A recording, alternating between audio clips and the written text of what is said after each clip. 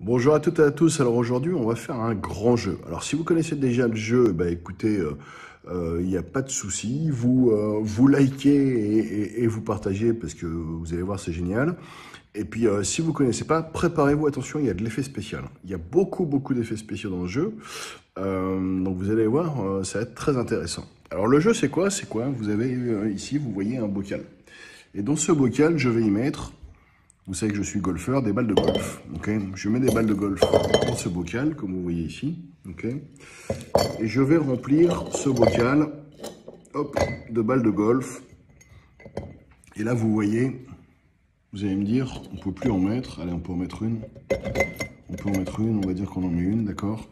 Et ce bocal, vous êtes d'accord avec moi aujourd'hui, il est complet, d'accord. Il est complet, mais il n'est pas si complet que ça. Et vous voyez, c'est là où il y a des effets spéciaux. Hop, regardez, hop, je vais vous prendre du sable. Et on va mettre ce sable dans le bocal. Et vous allez voir que effectivement, alors je le mets mal parce que je suis pas, malgré mon nom, je suis pas très manuel, d'accord. On met ce bocal dans ce sable, hop. Ça va être plus simple avec les mains. Voilà. Et là, vous allez me dire que effectivement, ce bocal là, il est complètement rempli et il est complètement plein. Vous êtes d'accord avec moi? Voilà. Il est plein, mais finalement, est-ce qu'il est vraiment plein? Effets spéciaux, je prends de l'eau, d'accord? Et vous allez voir que, hop, on peut toujours, alors ça dépasse, mais vous voyez, l'eau rentre dans ce bocal et peut s'immiscer dans les interstices entre les balles de golf, le sable.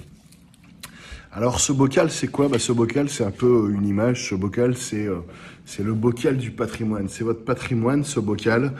Les balles de golf, elles représentent les éléments importants de votre patrimoine. Ça va être votre résidence principale. Ça va être peut-être votre résidence secondaire. Ça va être, allez savoir, de l'investissement locatif. Un premier investissement locatif, un deuxième investissement locatif, pourquoi pas? Ça va être ces balles de golf, votre assurance vie. Ça va être effectivement ce placement financier important, ça va être votre plan d'épargne retraite. Voilà. Le sable aussi est important, vous l'avez vu, hein, c'est un peu le ciment de votre patrimoine. On en parle souvent, c'est votre épargne de précaution, cet argent immédiatement disponible en cas de coup de cœur, en cas de besoin. C'est l'organisation de la retraite. Vous avez vu, le gouvernement commence à reparler de ces problématiques de retraite et de la révision de l'âge de la retraite. Donc, on commence à se préparer en avance et c'est aussi le ciment de ce patrimoine que vous construisez. C'est l'organisation de la transmission de ce patrimoine. Vous avez des enfants probablement et comment je vais transmettre en faisant effectivement attention à une chose, c'est également ce sable, l'optimisation fiscale de ce patrimoine, l'optimisation fiscale en cas de transmission, mais également l'optimisation fiscale dans le cadre de l'organisation de ce patrimoine, d'accord. Et puis, vous l'avez vu, il y a cette eau, c'est, comment dire, cette eau, c'est ce que je vais appeler, et ce n'est pas péjoratif, les signes extérieurs de richesse, ok. Dans notre métier, il faut être clair, je le suis toujours. Notre métier de conseiller en gestion de patrimoine, on ne juge pas les situations, d'accord? On prend des photographies, on ne critique jamais, d'accord? Chacun a construit en fait comme il souhaitait, comme il pouvait parfois son patrimoine, sa vie, et du coup il n'y a pas de jugement. Nous on fait quoi? On fait une photographie à un instant T de votre patrimoine. Ça s'appelle l'audit patrimonial. Ce moment où on s'assied avec vous la première fois pendant 1 heure et demie, 2 heures, parfois 3 heures. Pour effectivement prendre la photographie, l'audit de cette situation patrimoniale de chacun d'entre vous. Mais, surtout, c'est important, on ne juge pas, d'accord? Nous, on donne des pistes de réflexion, ça s'appelle nos préconisations. Ces préconisations, effectivement, parfois, elles donnent lieu à des honoraires, elles peuvent être payantes. Maintenant, honoraire et payant, ça ne veut pas dire forcément cher. Donc, arrêtez d'avoir peur du conseiller en gestion de patrimoine. De toute façon, les plus sérieux vous le diront avant un deuxième rendez-vous, vous transmettront une lettre de mission avec effectivement le coût de ces honoraires et combien ça peut vous coûter. Donc là, à partir de ce moment-là, vous décidez si oui ou non vous continuez. Bon, j'en reviens à cette eau. Cette eau, c'est la vie. Cette eau, ça peut aussi être un tsunami, ça peut déborder, vous avez vu, dans ce bocal. Je vous le disais, c'est signe extérieur de richesse, vous savez. Cette eau, elle peut déborder parce que dans le monde économique actuel, avec les leasings, et vous allez comprendre où je veux en venir, ça peut aller très vite. Cette eau, c'est effectivement votre voiture.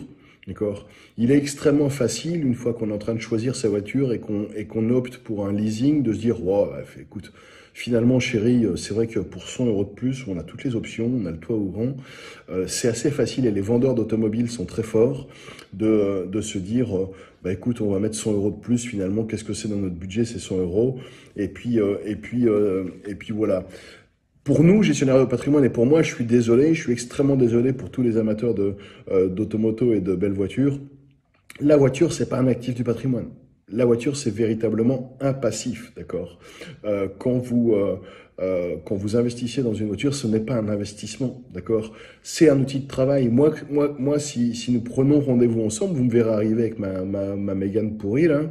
Elle est pourrie parce qu'elle a pris des balles de golf, justement, des gros grêlons récemment chez un client à Bordeaux. Et vous me verrez arriver avec ma Mégane parce que ma Mégane, c'est un outil de travail, d'accord. Ce n'est pas un actif patrimonial, d'accord. Ces 100 euros de plus, effectivement, ces 100 euros qui, potentiellement, on va le voir, vont aller prendre de la place sur la construction de votre patrimoine. Cette eau, c'est également quoi? Cette eau, c'est ces dames reconnaîtront le sujet. C'est ce fameux abonnement pour avoir accès à tous les sports de la planète désormais avec tous les bouquets télévision. C'est les 90 euros par mois qu'on met pour avoir beIN Sport, pour avoir RMC Sport, pour avoir Canal Sport, pour avoir, dans mon cas, Golf Plus. C'est 90 euros par mois qui aurait pu être simplement 50 euros.